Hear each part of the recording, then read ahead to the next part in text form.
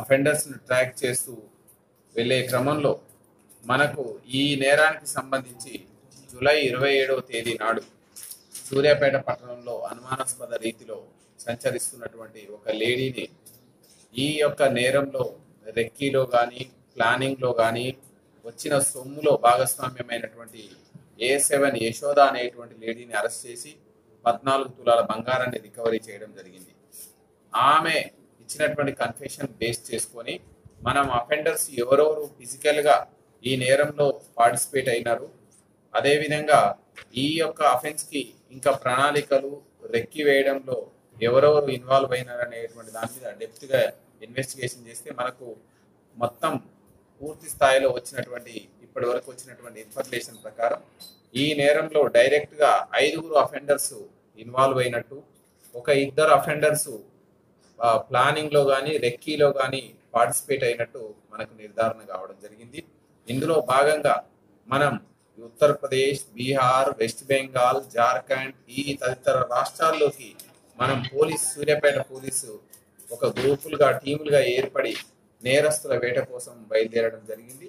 ఇందులో భాగంగా మనకు వచ్చినటువంటి టెక్నికల్ డేటా కావచ్చు, మనకు వచ్చినటువంటి ఫిజికల్గా ఉన్నటువంటి ఆధారాలు కావచ్చు, ఫింగర్ ప్రింట్స్ కావచ్చు, టెక్నికల్గా వచ్చినటువంటి ఎవిడెన్స్ బేస్ చేసుకొని మనం 11వ తారీఖు రోజు, ఈ నెల 11వ తారీఖు రోజు మనం వెస్ట్ బెంగాల్ రాష్ట్రంలో మామూలుగా సౌత్ దినాజ్పూర్ రాష్ట్రంలో ఈ బైహోర్ అనేటువంటి స్వగ్రామం ఈ A4 ఎవరైతే ఉన్నారో మాలిక్ మొల్లా అనేటువంటి అతన్ని మనం అప్రహెండ్ చేసుకోవడం జరిగింది. అక్కడ లోకల్ పోలీసు కూడా మనకు సపోర్ట్ చేయడం జరిగింది. వాళ్ళని తీసుకున్న తర్వాత అతన్ని తదుపరి విచారణ చేస్తే ఆయన పొజిషన్లో నుంచి 554 గ్రాములు మనకు బంగారం, దాదాపు 60 లక్షల వర్త్ ఉన్నటువంటి బంగారం ఆయన పొజిషన్లో నుంచి ఎక్కడైతే షాపులో దొంగతనం జరిగిందో ఆ బంగారాన్ని స్వాధీనం చేసుకోవడం జరిగింది.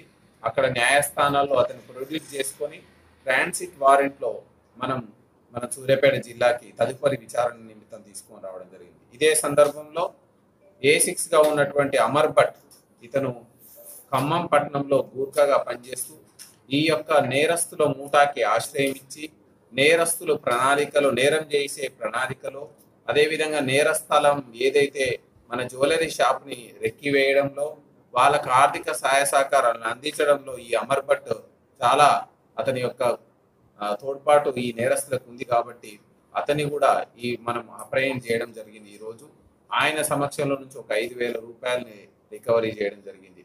ఇందులో గమనిస్తే ఈ 5 నేరస్తులు ఎవరైతే ఫిజికల్గా మనకు నేరంలో పార్టిసిపేట్ అయినారో అందులో 3 నేపాల్ దేశానికి చెందినటువంటి వాళ్ళు, 2 వెస్ట్ బెంగాల్ రాష్ట్రానికి చెందినటువంటి వాళ్ళు.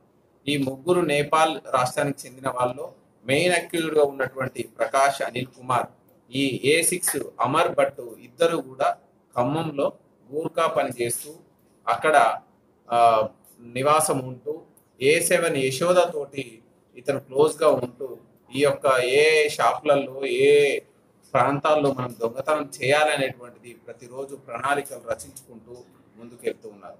ఈ క్రమంలో A1 ఎవరైతే ప్రకాష్ అనిల్ కుమార్ ఉన్నారో ఇతను ఇంకా నేపాల్ నుంచి 2 పిలిపించుకొని, అదేవిధంగా బెంగాల్ నుంచి ఇంకొక 2 సమకూర్చుకొని ఈ నేరానికి ఫిజికల్గా మనం 21వ తారీఖు రోజు మన సూర్యాపేట పట్టణంలో ఉన్నటువంటి జ్యువెలరీ షాప్లో దొంగతనానికి పూనుకున్నారు. ఈ దొంగతనానికి సంబంధించి DSP సూర్యాపేట ప్రసన్న కుమార్, అదేవిధంగా టౌన్ CI మన వెంకన్న, అదేవిధంగా CCS CI Shivakumar and SHO 2 town Sivateja and SI CCS Harikrishna and మిగతా మన CCS సంబంధించిన వాళ్ళు, లా అండ్ ఆర్డర్ సంబంధించిన వాళ్ళు ఒక 5 టీములుగా వివిధ రాష్ట్రాల్లో మనం వీళ్ళని వేటను కొనసాగించడం జరిగింది. ఈ క్రమంలో మనం ఇతన్ని A4 మాలిక్ మొల్లాని తీసుకోవడం జరిగింది, A6 అమర్ భట్ని తీసుకోవడం జరిగింది. మిగతా అక్యూజులను కూడా ట్రేస్ అవుట్ చేయడానికి మనం ఇంకా టీములు కంటిన్యూ అవుతున్నాయి. ఖచ్చితంగా మనం మిగతా అక్యూజులందరినీ పట్టుకొని మన దగ్గర పోయినటువంటి సొమ్మును రికవరీ చేయడానికి మన పోలీసు ప్రయత్నం చేస్తూనే ఉంది. వీళ్ళందరినీ కూడా మనం ఈరోజు జ్యుడిషియల్ రిమాండ్కి పంపి తదుపరి మనం కస్టడీలోకి తీసుకొని వీళ్ళందరినీ ఇంకా పూర్తి స్థాయిలో ఎగ్జామిన్ చేసుకొని మనం ఈ క్రైమ్ ఏ విధంగా జరిగింది, క్రైమ్ కు నేరస్తులకి మనం కనెక్ట్ చేస్తూ వీళ్ళకు ఖచ్చితమైన శిక్షలు వచ్చే విధంగా మనం